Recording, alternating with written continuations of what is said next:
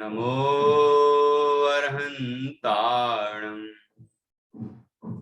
नमो सिद्धाणं नमो आयरीयाणं नमो अध्यायाणं नमो लोये सौविसाहुणम्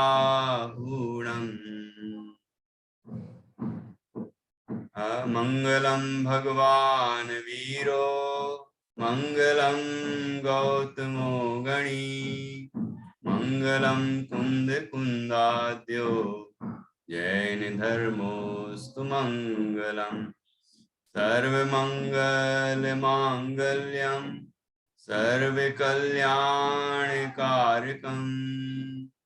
प्रधानम सर्वधर्माणां जैनम जयतु शासनम जैनम जयतु शासनम जीवम दौवम जिणवर बस हैण जैणी देठम देविंद विंद वंदम वंदे तम सौविदासिसं।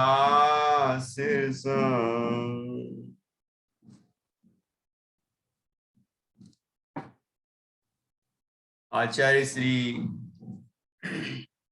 नेमिचंद सिद्धांति देव द्वारा रचित यह बृहद्रव्य संग्रह नाम का ग्रंथ है।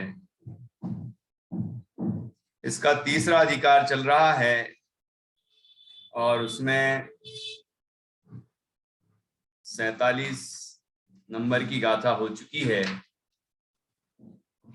अब 48वीं गाथा आज चलेगी। यहाँ 47वीं गाथा से दोनों ही प्रकार के मोक्ष मार्ग के साधक, साधनभूत, कारणभूत ध्यान का वर्णन प्रारंभ हुआ है।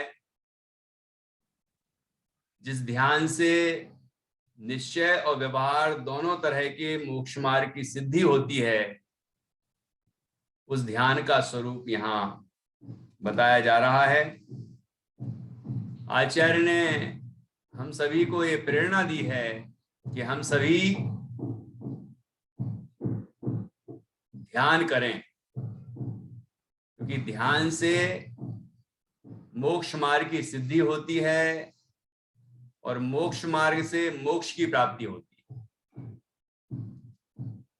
इसलिए हमें ध्यान करना चाहिए। किसका ध्यान करना चाहिए, ध्यान करने वाला कैसा होता है, उसकी क्या योग्यताएं होती हैं, ध्यान का काल कितना होता है, ध्यान का फल क्या है, इत्यादि सभी बातें अब यहाँ बताई जा रही हैं। 48वीं गाथा से हम इनको ध्यान से पढ़ेंगे और इसी प्रकरण में पंच परमेष्टि का स्वरूप भी आएगा, क्योंकि पंच परमेष्टि भी ध्यान के ध्येय हैं। शुद्धातम अरु पंच गुरु जग में सरना दोए, मोह उदय जी के वृथा आन कल्पना होए। तो एक शुद्धात्मा वह निश्चय से शरणभूत है, ध्यान का ध्येय है, श्रद्धान ज्ञान और लीन होने लायक है, और व्यवहार से पंच परमेष्टि, क्योंकि पंच परमेष्टि हमें अपने आत्म ध्यान में निमित्त होते हैं। इसलिए पंच परमेष्टि का स्वरूप भी यहाँ पर बताया गया है। सबसे पहले 48वीं गाथा में ध्यात्री पुरुष लक्षणम कथयति, ध्याता पुरुष का लक्षण कहा जाता है। साथ में टीका के अंदर सभी तरह के ध्यान का स्वरूप बताया गया है। 4 तरह का आर्त ध्यान, 4 तरह का रौद्र ध्यान, 4 प्रकार का धर्म ध्यान और 4 प्रकार का शुक्ल ध्यान। इन सब का स्वरूप कुछ प्रश्नोत्तरों के साथ इस गाथा में बताए गए हैं। गाथा की टीका में बहुत महत्वपूर्ण ये गाथा है, इस पर हम सबको विशेष ध्यान देना है।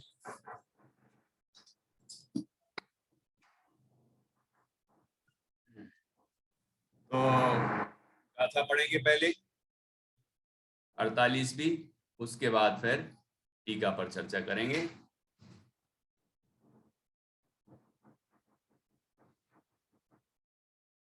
ये हो चुकी है, ये 48वीं गाथा। हिंदी में 48 गाथा 48 के ऊपर लिखी उत्थानिका अवध्याता पुरुष का, अर्थात ध्यान करने वाले पुरुष का लक्षण कहते हैं। अब यहाँ गाथा पढ़ेंगे हम। मामुज्झय मामुज्झय मारज्जय मादुस्सह इट्ठिणिट्ठ अर्थेषु हिरमिच्छै जयि चित्तम् हिरमिच्छै जयि चित्तम् विचित्त झाणप सिद्धिये हिरमिच्छै जयि चित्तम् विचित्त झाणप सिद्धिये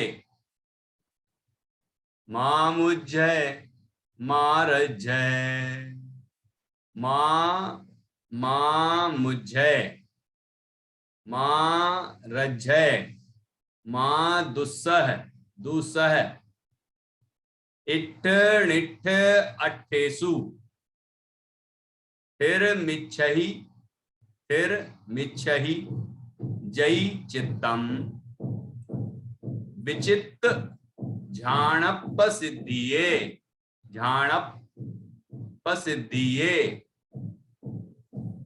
क्या अर्थ हुआ इसका? माँ बहुत सरल है, माँ का अर्थ है यहाँ पर नहीं, मत करो। संस्कृत में और प्राकृत में दोनों जगह माँ शब्द का प्रयोग मत करो ऐसा इसके अर्थ में होता है। मैत्री क्या बोल रही हूँ? इस लाइन का अर्थ बोल रही थी। हाँ बोलिए। मोह मत करो, महाराज राग मत करो, द्वेष मत करो। बहुत अच्छा, अच्छी कोशिश की है। किसके संबंध में मोह राग द्वेष मत करो? इट्ठिणिट्ठ अट्ठेषु, है ना। चलिए अब अपन और समझते हैं। देखो, मुज्झय का मतलब मोह है ना, मोह करना। तो माँ मतलब मत करो, मोह मत करो, या मुग्ध मत हो किसी चीज पर, मोहित मत हो। माँ रज्जय अर्थात राग मत करो। तो राग युक्त मत हो, किसी चीज पर आसक्त मत हो, ठीक है। किसी चीज को भला मत मानो। माँ दूसरा है मतलब द्वेष करना। तो द्वेष मत करो किसी चीज से, द्वेष मतलब बुरा मत मानो किसी चीज को। मोह मतलब, मोह का अर्थ होता है किसी वस्तु से किसी वस्तु को अपना मानना, ठीक है। जो वस्तु अपनी नहीं है उसे अपना मानना मोह है। तो जो अपना नहीं है उसे अपना मानना मोह है। जैसा नहीं है वैसा मानना मोह है, ठीक है। तो जो परवस्तुएं हैं उनमें मोह मत करो, उनसे राग मत करो, उनसे द्वेष मत करो। किससे? कि इट्ठिणिट्ठ अट्ठेषु। इट्ठ अर्थात इष्ट, निट्ठ इट्ठिणिट्ठ, निट्ठ अनिष्ट, णिट्ठ अनिष्ट, है ना। निट्ठ इष्ट अनिष्ट। तो इट्ठ निट्ठ इष्ट और अनिष्ट। अट्ठेषु अर्थेषु, अर्थ का अर्थ होता है पदार्थ। अर्थ का अर्थ होता है पदार्थ, वस्तुएं। तो किसी भी वस्तु से, किसी भी पदार्थ से, जो कि चाहे वो इष्ट हो या अनिष्ट हो, उससे राग मोह राग द्वेष मत करो। अब कोई वस्तु इष्ट और अनिष्ट होती है कि नहीं होती है? विश्व में कितने द्रव्य होते हैं भावना, दीपा जी? विश्व में कितने द्रव्य होते हैं? हमने पहले अध्याय में, पहले अधिकार में पढ़ा था ना। 6 द्रव्य होते हैं भैया जी। 6 द्रव्य होते हैं, बहुत अच्छा। उनमें से कितने द्रव्य इष्ट हैं और कितने द्रव्य अनिष्ट हैं? एक जो आत्मा है वही इष्ट है, बाकी द्रव्य अनिष्ट तो नहीं है, इष्ट अनिष्ट तो नहीं है इसमें, हे उपादेय है। अच्छा, हे उपादेय हैं, और हे उपादेय हैं, स्व और पर हैं, जीव और अजीव हैं। लेकिन इष्ट अनिष्ट का विभाजन भी आचार्य ने किया है क्या? मूर्तिक अमूर्तिक है, मूर्तिक अमूर्तिक हैं, ऐसा भी भेद किया है। लेकिन इष्ट अनिष्ट का भेद किया है क्या? देखो सुदृष्टि, इष्ट का अर्थ होता है जो हमारे मन को अच्छा लगे उसे इष्ट कहते हैं। मनोज्ञम इष्टम, परिभाषा है तत्वार्थ सूत्र, मनोज्ञम इष्टम।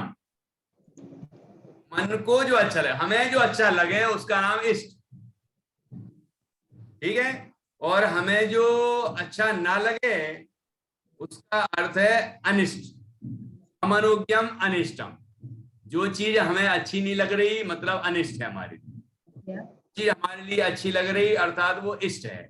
तो विश्व में 6 द्रव्य हैं, 6 द्रव्यों का विभाजन किस किस तरह से किया है? दीपा जी से पहले भी पूछा था, ध्यान है आपको? पहले भी पूछ चुका हूं ये प्रश्न और किसी प्रसंग में, तो आपने भी पहले तो गड़बड़ जवाब दिया था, फिर अब सही जवाब दिया है कि जीव और अजीव में विभाजन है, मूर्त और अमूर्त का विभाजन है, स्व और पर का विभाजन भी है इन द्रव्यों में, हे और उपादेय का विभाजन भी है, लेकिन इष्ट और अनिष्ट का भेद तो नहीं। 6 द्रव्यों में कोई भी द्रव्य इष्ट नहीं है और अनिष्ट भी नहीं है। क्यों नहीं है? देखो, जैसे ये मैत्री अभी अच्छे ध्यान नहीं दे रही है ना, तो मुझे लग सकता है बच्चे ध्यान नहीं दे रहे हैं, ये अनिष्ट हो गया। लेकिन वो ध्यान से पढ़ती है, वाह बच्ची बहुत होशियार है, बहुत बढ़िया है, तारीफ भी करते रहते हैं, है ना, अनिष्ट, ये इष्ट हो गया। तो वस्तु तो एक ही है। जैसे बारिश का मौसम है ना, अचानक बारिश हो जाए तो हम सबको बुरा लग सकता है, इतने बढ़िया तैयार हुए और कहीं जाना था हमें और बारिश हो गई तो हमें बुरी लग सकती है बारिश। लेकिन किसान को उसी समय, जो खेत में किसान खड़ा हुआ है, जो सोच रहा था बारिश हो जाए तो मेरी फसल अच्छी हो, और बारिश हो गई तो वो तो नाचने लग जाता है खुशी से, और हम दुखी हो जाते हैं। तो वो बारिश अच्छी है कि बुरी है ये बता। बारिश नाम की जो वस्तु है वो अच्छी है कि बुरी है? सुदृष्टि तुम बताओ। अच्छा, तुम थोड़ी ज्यादा बुद्धिमान दिख रही है। ये बच्चे तो 6वीं में है, कोई 7वीं में है, कोई 5वीं में, 4वीं में है, तुम शायद 8वीं में होगी, 9वीं में जाने वाली हो, तुम ज्यादा अच्छे से बता सकती हो। तो बारिश बताओ, बारिश अच्छी है कि बुरी है? किस कैटेगरी में रखा जाए बारिश को? अच्छी भी नहीं है, बुरी भी नहीं है, फिर क्या है? बारिश है। बारिश तो बारिश है। अरे बारिश तो बारिश है बारिश तो बारिश है। अब आप उसको अच्छा देख रहे हो कि बुरा देख रहे हो, वो आपकी दृष्टि है। उसमें थोड़ी अच्छा बुरापना है, कुछ उसका गुण नहीं है अच्छा बुरापना। वो तो बारिश है, उसमें पानी है, शीतलता है। वो जहां जैसे मान लो जमीन में गिरेगा तो जल स्तर बढ़ाएगी, पेड़ों को पौधों को खिलाएगी, पोषण देगी। जो उसके गुण हैं वो हैं उसमें। अब वो आपको अच्छे लगे कि बुरे लगे वो आपकी इच्छा। हम यदि उनको अच्छा बुरा मानेंगे, कल्पनाएं करेंगे, तो उसका परिणाम हमें ही मिलेगा, बारिश को नहीं मिलेगा। क्योंकि हम सोच रहे हैं ना कि अच्छी हुई, ये बुरी हुई, ये बहुत गलत हुआ, हम चिड़चिड़ाने लग गए, अरे हम तैयार हुए थे, बारिश आ गई, हम जा नहीं पाएंगे, ये तकलीफ वो तकलीफ। तो आपने ये अपने परिणाम खराब किए, तो पाप किसको बनेगा? हमें। और यदि हमने सोचा हो तो अच्छी आ गई, जाना नहीं पड़ेगा, अब कह देंगे हम बारिश आ गई थी, क्या करूं, जाना नहीं था क्योंकि हमें। अच्छा, इस तरह के परिणाम किए, तो अभी जो परिणाम हुए उसका फल किसको मिलेगा? हमें। बारिश को क्या मिलेगा? कुछ नहीं। ख्याल में आया कि नहीं? ऐसे विश्व में जितने भी द्रव्य हैं उनमें से कोई भी अच्छा और बुरा नहीं। यहाँ इष्ट निष्ठ इष्ट निष्ठ अट्ठेसु कि पदार्थों में इष्ट अनिष्ट जो भी हमारे मन को अच्छे लगते हैं या हमारे मन को अच्छे नहीं लगते हैं, इस तरह जो भी विश्व में पदार्थ हो, पंचेंद्रिय के विषय हैं, ये हमारे संयोग हैं, है ना, जितने वियोग है, जो भी हो रहा है हमारे इन पदार्थों में, क्या नहीं करना चाहिए? राग नहीं करना चाहिए, द्वेष नहीं करना चाहिए, और मोह भी नहीं करना चाहिए। क्योंकि मोह राग द्वेष करने से तकलीफ हमें होगी, दुख हमें होगा, दुख हमें होगा, हमारा ही संसार बढ़ेगा, उन वस्तुओं का कुछ नहीं होने वाला। इसलिए आचार्य कहते हैं जो हमारे मन को अच्छी लगती हो ऐसी वस्तुएं हो, या जो हमारे मन को अच्छी नहीं लगती हो ऐसी वस्तुएं हो, किसी भी वस्तु के प्रति राग द्वेष मत करो। अब दो और दूसरे तरह से अर्थ समझ सकते हैं कि विश्व में जो वस्तुएं प्रायः अच्छी कहलाती हैं उनको हम इष्ट कह सकते हैं। भोजन, रोटी, कपड़ा, मकान, गाड़ी, बाड़ी, लाड़ी, इसको अच्छा मानते हैं ना, पंचेंद्रिय के बढ़िया बढ़िया विषय, तो इनको अपन इष्ट की कैटेगरी में रख लेते हैं। ये चाहिए हमें, ये चाहिए, तो उनको आचार्य कह रहे हैं वो इष्ट। और जिनको हम अनिष्ट की कैटेगरी में रखते हैं, है ना, तो ऐसे शत्रु का समागम,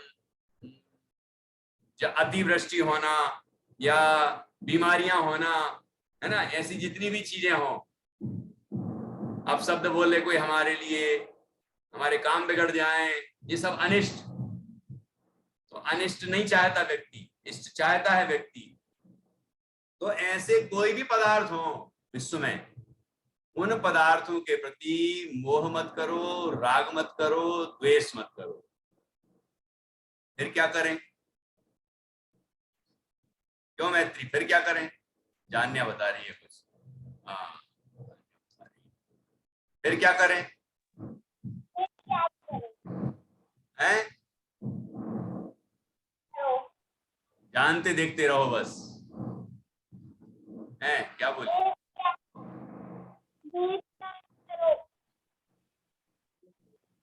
वेद ज्ञान करो, ऐसे ही बोल रही हो? अच्छा, ठीक है, तो उनकी तरफ देख देख के भेद ज्ञान करें। ये मुझसे भिन्न है, ये मुझसे भिन्न है, ये मुझसे भिन्न है, इसमें सुख नहीं है, ये परद्रव्य है, ये परद्रव्य है, ऐसा करें।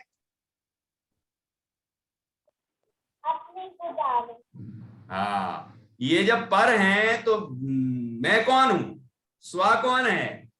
तो पर से भिन्न स्वा में स्वा द्रव्य जो है उसमें क्या करो, अगली लाइन में बताते हैं, अगली पंक्ति में, थेरम इच्छहि थेरमिच्छहि जयि चित्तम, कि अपने चित्त को स्थिर करो। कहाँ स्थिर करें? कि अपने आत्मा में स्थिर करें। ठीक है, अपने आत्मा में स्थिर करें। थेरमिच्छहि जयि चित्तम, कि विचित्र झाणप सिद्धिये। विचित्र अर्थात विचित्र, विचित्र अर्थात तरह तरह के, अनेक तरह के, झाण मतलब ध्यान। कितने तरह के ध्यान होते हैं? आर्त ध्यान, रौद्र ध्यान, धर्म ध्यान, शुक्ल ध्यान, 4 तरह के है ना। तो सभी ध्यानों की सिद्धि करना है क्या हमें? कि नहीं नहीं नहीं नहीं नहीं, आर्त और रौद्र की सिद्धि नहीं करना हमें, वो तो वैसे ही सिद्ध हो गए, वो तो वैसे ही हो रहे हैं, उनसे तो उनको वो तो हे हैं। तो जो बचे हुए जो हैं धर्म ध्यान और शुक्ल ध्यान है ना, उनको ही हम मुख्यता देते हैं, उनकी सिद्धि करना है हमें। तो उन अनेक तरह के धर्म ध्यान और शुक्ल ध्यान की सिद्धि करने के लिए क्या करो, अपने चित्त को स्थिर करो, एकाग्र करो। कहाँ एकाग्र करें? अपने में एकाग्र करो, ठीक है। पर में एकाग्र करेंगे तो पंचेंद्रिय के विषयों में एकाग्र करेंगे तो आर्त ध्यान और रौद्र ध्यान होगा। पंच परमेष्टि में करेंगे तो धर्म ध्यान होगा, व्यवहार से धर्म ध्यान कहते हैं। और अपने में एकाग्र करेंगे तो धर्म ध्यान, निश्चय धर्म ध्यान और शुक्र ध्यान भी होगा, ठीक है। आप देखिए इस तरह से स्थिरमिच्छहि जयि चित्तम, यदि चित्त को स्थिर करना चाहते हो तो विचित्त ध्यानप सिद्धिये, विचित्त ध्यान की सिद्धि के लिए यदि सब अनेक तरह के ध्यानों की सिद्धि के लिए यदि अपने चित्त को, अपने मन को, अपने उपयोग को स्थिर करना चाहते हो तो क्या मत करो, मोह मत करो, राग मत करो, द्वेष मत करो। किसके प्रति? इष्ट अनिष्ट पदार्थों के प्रति मोह राग द्वेष मत करो। यदि मन को स्थिर करना है तो विश्व की सभी जो वस्तुएं हैं, पर वस्तुएं हैं, उनके प्रति मोह राग द्वेष मत करो, मोह राग द्वेष छोड़ दो, तो ही हमारा उपयोग स्थिर होगा, ठीक है। देखो जैसे हम बाहर देखते हैं, बाहर की तरफ देखते हैं तो हमारा उपयोग चंचल होता है ना। जैसे मान लो कोई टीवी देख रहा है, चलचित्र, तो चित्र बदलता जाता है कि ये बदलते जाते हैं, चित्त चंचल रहता, मन भी चित्र विचित्र होता है कि नहीं। फिर कोई का मन ऐसा होता है, ये चैनल भी देख लो, वो चैनल भी देख लो, चटपट चटपट चटपट चटपट करता रहता है, कितनी आकुलता होती है। और फिर घर में 4 सदस्य हों और वो कह रहा है ये वाला लगाओ, वो कह रहा है ये वाला लगाओ, तो कितनी आकुलता होती है, सोचो। तो हम इष्ट अनिष्ट पदार्थों में मोह राग द्वेष करेंगे तो दुख ही दुख होगा, मन स्थिर कभी नहीं होगा। यदि मन को स्थिर करना है आत्मा में, परमात्मा में, तो किसी भी वस्तु के प्रति राग द्वेष, मोह राग द्वेष मत करो। इन वस्तुओं से मोह राग द्वेष छोड़ेंगे तो ही मन हमारा स्थिर होगा और तो ही हमें ध्यान की सिद्धि होगी। ये बात आचार्य यहाँ 48वीं गाथा में कहते हैं। अब हम गाथार्थ पढ़ेंगे, पहले हाँ गाथार्थ पढ़ते हैं, फिर एक बार फिर से गाथा पढ़ेंगे, पाठ करेंगे। हाँ जी, गाथार्थ। यदि तुम विचित्र अर्थात अनेक प्रकार के अथवा विचित्त विकल्प जाल रहित, ऐसे 2 तरह से अर्थ किया है। विचित्त का अर्थ विचित्र भी होता है और विचित्त भी होता है, विचित्त है ना, विकल्प जाल रहित। यदि तुम विचित्र अर्थात अनेक प्रकार के अथवा विचित्त अर्थात विकल्प जाल रहित ध्यान की सिद्धि के लिए चित्त को स्थिर करना चाहते हो, मन को एकाग्र करना चाहते हो, उपयोग को स्थिर करना चाहते हो, तो क्या करो, क्या मत करो, तो इष्ट और अनिष्ट इंद्रिय विषयों में मोह राग और द्वेष न करो। मोह राग द्वेष का अर्थ तो समझ में आ गया है ना। जो पर वस्तुओं के प्रति अपनापन, मैंपना, ये वस्तुएं मेरी हैं ऐसा मानना है ना, एकत्व, ममत्व, कर्तृत्व, भोक्तृत्व, ऐसी मिथ्या बुद्धियां सभी। जो वस्तु अपनी नहीं है उसे अपनी मानना, जो वस्तु जिसमें सुख नहीं है वहां सुख मानना है ना, इत्यादि वह मोह है। और पर वस्तुओं में ये अच्छी हैं ऐसा मानना वह राग है। और पर वस्तुओं में कोई वस्तु अच्छी नहीं है, बुरी है, घृणा है उसके प्रति, दूर करने की भावना है, तो उसका अर्थ द्वेष है। किसी वस्तु को अच्छा जानकर उसे चाहना वो राग है, और किसी वस्तु को बुरा जान के उसे दूर करने की भावना रखना वह द्वेष है। तो ऐसे मोह राग और द्वेष ना करो। हम कथा फिर से पढ़ते हैं, फिर आगे टीका पढ़ेंगे। सभी अच्छे से पढ़ेंगे गाथा। नित्या ध्यान से पढ़ो। मामुज्जय मारज्जय मादुसह इट्ठनिट्ठ अट्ठेषु हिरमिच्छै जय चित्तम विचित्त झाणपसिद्धिये।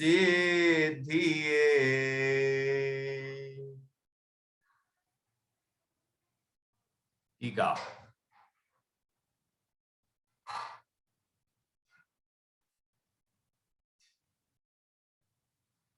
मां मुझ्झय मां रज्जय मां दुस्सह, समस्त मोह राग द्वेष जनित विकल्प जाल से रहित निज परमात्म तत्व की भावना से उत्पन्न परमानंद जिसका एक लक्षण है, ऐसे सुखामृत के रस से उत्पन्न हुए और उसी परमात्म सुख के आस्वाद में लीन तन्मय रूप जो परम कला अर्थात परम संवित्ति, उसमें स्थिर होकर हे भव्य जीवो मोह राग और द्वेष न करो। क्या कहा यहां कि परवस्तुओं से भिन्न अपने आत्मा के अनुभव में लीन होकर मोह राग द्वेष रूप परिणमन ना करो। देखो, मोह राग द्वेष नहीं हो रहा है तो उस समय उसी समय क्या हो रहा है, ये आत्मानुभूति हो रही है ना। स्वसंवित्ति लिखा ना, आत्मानुभूति स्वसंवेदन ज्ञान। ठीक, तो आत्मानुभूति जब हो रही है और आनंद का अनुभव हो रहा है तो फिर क्या नहीं हो रहा उस समय किसी भी परवस्तु के प्रति राग द्वेष और मोह नहीं हो रहा है। तो वही बात आचार्य कहते हैं। ठीक है, किन विषयों में मोह राग द्वेष मत करो। देखो, आत्मा के अंदर से जब आनंद मिल रहा है तो फिर परवस्तुओं में क्यों आनंद खोजेगा। जैसा कि पहले अधिकार में आया था कि जो जीव आत्मा के अनुभव से उत्पन्न सुखामृत का भोजन नहीं करते वो त्रस और स्थावर जीवों को अपना भोजन का विषय बनाते। यहाँ आत्मा के अनुभव का भोजन करेंगे तो फिर पंचेंद्रिय के विषयों का भोजन नहीं करेंगे, उसमें त्रस और स्थावर जीवों घात भी नहीं करेंगे। ये बात आई थी कि नहीं, मेरे ख्याल से 12वीं गाथा में आई होगी, है ना, वहां संसारस्थ अधिकार में, है ना। तो यहां देखिए किन विषयों में कि इट्ठ निट्ठ अट्ठेसु, देखो इष्ट और अनिष्ट पदार्थ बता रहे हैं। माला, स्त्री, चंदन, तांबूल, तांबूल मतलब पान, है ना, पान खाते ना लोग, वो तांबूल आदि इष्ट इंद्रिय विषयों में, और सर्प, विष, कंटक, कंटक मतलब कांटा, शत्रु, रोग आदि अनिष्ट इंद्रिय विषयों में क्या चाहते हो तो राग द्वेष न करना। फिर मिच्छहि जयि चित्तम, यदि उसी परमात्मा के अनुभव में तुम चित्त निश्चल स्थिर निश्चल चित्त चाहते हो तो, मतलब किस परमात्मा में, निज परमात्मा, जो ऊपर चर्चा की थी, है ना, निज परमात्मा की भावना, परमात्मा की भावना, भावना अर्थात आत्मा की श्रद्धा, ज्ञान और उसमें लीनता। ठीक है ना। तो यदि आत्मा में अपने उपयोग को स्थिर करना चाहते हो तो मोह राग द्वेष मत करो। इसलिए नहीं करें, इसलिए चित्त स्थिर चित्त चाहते हो, अपने मन को स्थिर क्यों करना है। विचित्र झाणप सिद्धिये, विचित्र अर्थात अनेक प्रकार के ध्यान की प्रसिद्धि के लिए, अथवा जिस ध्यान में से चित्त विगत अर्थात नष्ट हो गया हो, अर्थात चित्त में उत्पन्न होते हुए शुभाशुभ विकल्प जाल नष्ट हो गए हों, वह विचित्त ध्यान है। अर्थात शुभ अशुभ विकल्पों से रहित ध्यान, जिसको हम निर्विकल्प ध्यान कहते हैं। तो शुभ अशुभ कोई विकल्प नहीं हो रहे हैं, ठीक है ना, यह निर्विकल्पता है। निर्विकल्प ध्यान की सिद्धि करना हो तो मन को स्थिर करें, उपयोग को स्थिर करें। कहाँ स्थिर करें? कि आत्मा में स्थिर करें, ठीक है। तो किन चीजों से अस्थिर होता है? कि पंच इंद्रियों के विषयों में हमारा मन मोह राग द्वेष रूप परिणमन करता है तो अस्थिरता आती है। तो यदि अपने उपयोग को स्थिर करना चाहते हो तो मोह राग द्वेष मत करो, ये बात यहाँ कही, ऐसे विचित्त ध्यान की सिद्धि के लिए, ठीक है। अब यहाँ पर सभी ध्यानों की चर्चा की। देखो टीका में, अब प्रथम ही आगम भाषा से उसी ध्यान के अनेक प्रकार के भेदों का कथन किया जाता है। वह इस प्रकार है। इष्ट वियोग, ध्यान से सुनना, तत्वार्थ सूत्र में 9वें अध्याय का 27वां सूत्र, वहां से लेके वो अध्याय पूरा होता है वहां तक ये ध्यान का ही प्रकरण है ना। तत्वार्थ सूत्र में 9वें अध्याय के 27वें सूत्र से लेके ध्यान के सभी भेद बताए हैं, हे उपादेय भी बताया है, सभी तरह की चर्चा ध्यान संबंधी यहाँ भी, यहाँ टीका में संक्षेप में दे रहे हैं। तो इष्ट वियोग, अनिष्ट संयोग और रोग, इन तीनों को दूर करने में और भोगों के कारणों में वांछा रूप इस भांति चार प्रकार का आर्त ध्यान है। वह आर्त ध्यान तारतम्यता अर्थात हीनाधिकता से, कम ज्यादा हीनाधिकता से, मिथ्या दृष्टि गुणस्थान से लेकर छठे गुणस्थान तक के जीवों को संभव है।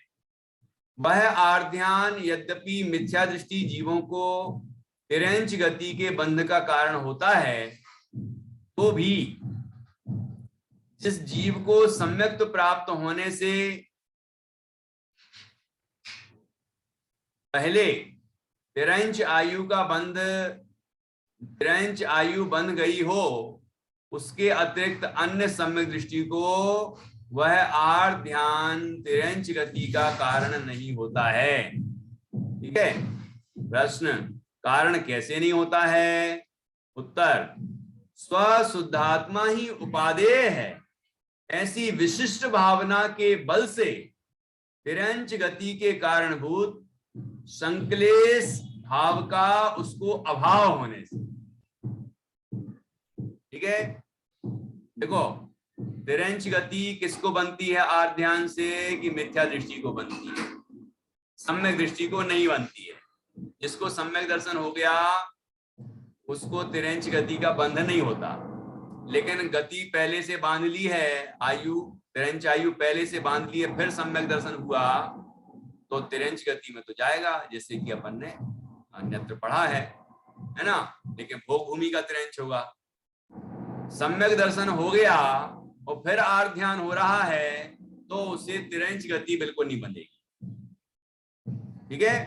पाप तो बंधेगा लेकिन तिरंच गति नहीं बंधेगी। इस तरह का आर्त ध्यान होगा ही नहीं कि तिरंच गति को बांध ले, ऐसा आर्त ध्यान नहीं होगा।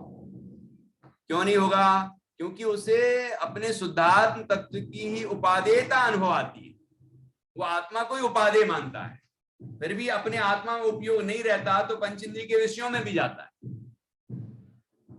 ठीक है ना। लेकिन भावना उसकी अपने में लीन होने की होती है, अशुभ से बचने की और शुद्ध भाव में लगने की निरंतर भावना होती है। और जब नहीं लग पाता तो शुभ में रहता है, लेकिन अशुभ में नहीं जाना चाहता। तो ये तो अशुभ भाव रूप होते हैं आर्त ध्यान, ठीक है। फिर भी आर्त ध्यान छठवें गुण स्थान तक होता है, पहले गुण स्थान से छठवें गुण स्थान तक होता है, लेकिन घटता हुआ है, हीन होता हुआ है ऊपर ऊपर, ठीक है। सबको एक सा आर्त ध्यान नहीं होता, नहीं तो पहले गुण स्थान वाले को और छठवें गुण स्थान वर्ती मुनिराज को एक सा हो जाए तो फिर क्या है? ऐसा नहीं है। पहले से दूसरे में कम होगा, फिर दूसरे से तीसरे में, चौथे में, पांचवें में, छठवें में अत्यंत हीन है। ठीक है, तो आगे आगे हीन होता हुआ आर्त ध्यान है, एक सा नहीं है। ठीक, अब यहाँ 4 तरह के आर्त ध्यान बताए, आर्त ध्यान के प्रकार बता दिए, आर्त ध्यान का फल बता दिया। आर्त ध्यान का फल है तिरंच गति का बंध। किसको तिरंच गति नहीं बनती है? सम्यक दृष्टि को। ठीक है, चौथे गुण स्थान से छठवें गुण स्थान वालों को भी आर्त ध्यान कहा है ना, लेकिन उनको ऐसा आर्त ध्यान नहीं होता कि तिरंच गति बंधे, है ना, उनको तिरंच गति का बंध नहीं होता है। मिथ्या दृष्टि को ही आर्त ध्यान तिरंच गति के बंध का कारण होता है। अर्थात वो पशु पक्षी, है ना, कीड़े मकोड़े वगैरह जो भी आर्त ध्यान तिरंच गति है, एकेंद्री से लेके असंगी पंचेंद्री तक तो सभी के सब तिरंच गति के जीव हैं, है ना। और पंचेंद्रियों में संगी पंचेंद्री भी पशु पक्षी वगैरह होते हैं ना, तो इस तरह के तिरंच गति का बंध हो जाता है। तो अब तिरंच गति का बंध नहीं करना हो तो आर्त ध्यान ना करें, ठीक है, और सम्यक दर्शन प्रकट करें, तो ये संभावना ही नहीं रहेगी। अब ये 4 तरह का यहाँ पर आर्त ध्यान बताया है, उसको जरा और समझ लें, कल फिर आगे के जो ध्यान हैं उनको भी समझेंगे। देखो 4 तरह के आर्त ध्यान बताए। पहला इष्ट वियोग, ना ध्यान से, इष्ट का क्या अर्थ बताया था? जो हमारे मन को अच्छा लगे वो इष्ट, उसका हो जाए वियोग। वियोग मतलब वो हमसे बिछुड़ जाए। तो कैसा लगता है? जैसे सुदृष्टि को चश्मा लगा है ना, और अभी पढ़ना हो उसको और चश्मा नहीं मिल रहा हो तो कैसा लगेगा? क्या चश्मा टूट जाए, गिर जाए, कैसा लगेगा? तकलीफ होगी ना। तो इष्ट वियोग, कोई ने उठा के कहीं रख दिया, या मिल नहीं रहा है, या टूट गया है ना, उसका वियोग हो गया, बिछुड़ गया हमसे। ऐसे ही हमारे जो रिश्तेदार हैं, हमारे जो इष्टजन हैं, उनका वियोग हो जाए, कोई कहीं चला जाए अथवा उसकी मृत्यु हो जाए तो हमें कैसी तकलीफ होती है। तो कोई वस्तु, कोई व्यक्ति जो हमारे इष्टजन हैं, इष्ट वस्तुएं हैं, उनका वियोग होने पर, बिछुड़ जाने पर, हमसे दूर हो जाने पर हमारे मन में जो उसको पुनः पाने की इच्छा होती है, उससे जो आकुलता होती है, वह कहलाता है इष्ट वियोगज आर्त ध्यान। ठीक है, ऐसे अनिष्ट संयोगज आर्त ध्यान। अभी समय हो रहा है तो बंद हो जाएगा, तो आप फिर से ज्वाइन हो जाना, है ना, थोड़ी देर और करेंगे यदि अधूरा रह गया विषय तो। देखो अनिष्ट संयोगज, अनिष्ट का संयोग हुआ मतलब हमारे सामने शत्रु आ गया। ये कोरोना महामारी आई थी अचानक, है ना, ऐसी कोई महामारी बीमारी आ जाए, है ना, ऐसे कोई भी जो हमारे मन को अच्छी ना लगे ऐसी वस्तु हमारे सामने उपस्थित हो जाए, हमारा उसके साथ संयोग हो जाए, तो उसको दूर करने के लिए जो तीव्र आकुलता होती है, उससे जो दुख होता है ना, उसको कहते हैं अनिष्ट संयोगज आर्त ध्यान।